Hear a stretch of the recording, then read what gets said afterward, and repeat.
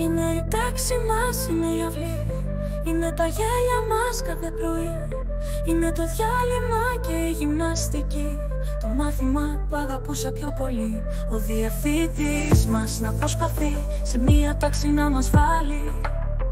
Και οι δάσκαλοι με υπομονή γνώσεις να μας γεμίσουν το κεφάλι.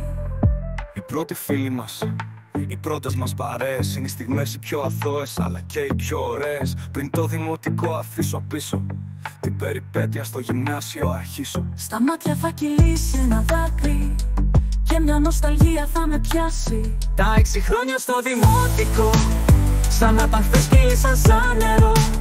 Μπροστά μας νέα πόρτα θα ανοίξει το γυμνάσιο, θα είναι μια νέα πρόκληση. Σε ένα καινούριο περιβάλλον θα βρεθούμε. Καθηγητές ή μαθητές καινούριους θα γνωρίσουμε.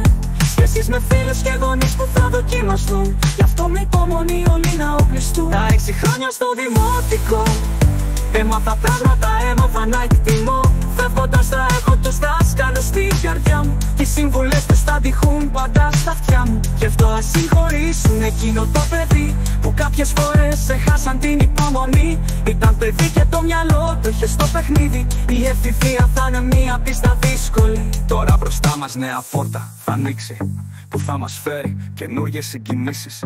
Υποχρεώσεις στα μαθήματα θα είναι πιο πολλές, αλλά ενδιαφέροντα, άλλες προτεραιότητες. Και το παιδί είναι παιδί, αλλά στην εφηβεία θέλει το χώρο του, το χρόνο του, αγάπη και ανεξαρτησία. Και κάποιο σκύρτημα από μια αγάπη, πλατωνική μαμά, μπαμπά, να είστε δίπλα μου με μια συμβουλή. Τα 6 χρόνια στο δημοτικό, σαν να τα χθες κύλησαν σαν νερό. Μπροστά μας νέα πόρτα θα ανοίξει το γυμνάσιο, θα είναι μια νέα πρόκληση. Σε ένα καινούριο περιβάλλον θα βρεθούμε. Καθηγητές ή μαθητές καινούργιες θα γνωρίσουμε. Σχέσεις με φίλους και γονείς που θα δοκιμαστούν. Γι' αυτό με υπομονή όλοι να οπλιστούν. Τα 6 χρόνια στο δημοτικό, έμαθα πράγματα, έμαθα να εκτιμώ.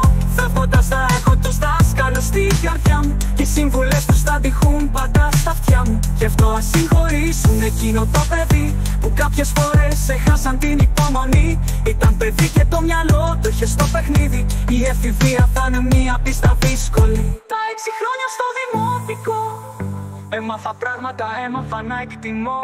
Τα 6 χρόνια στο δημοτικό, σαν να τα χθες κύλησαν σαν νερό.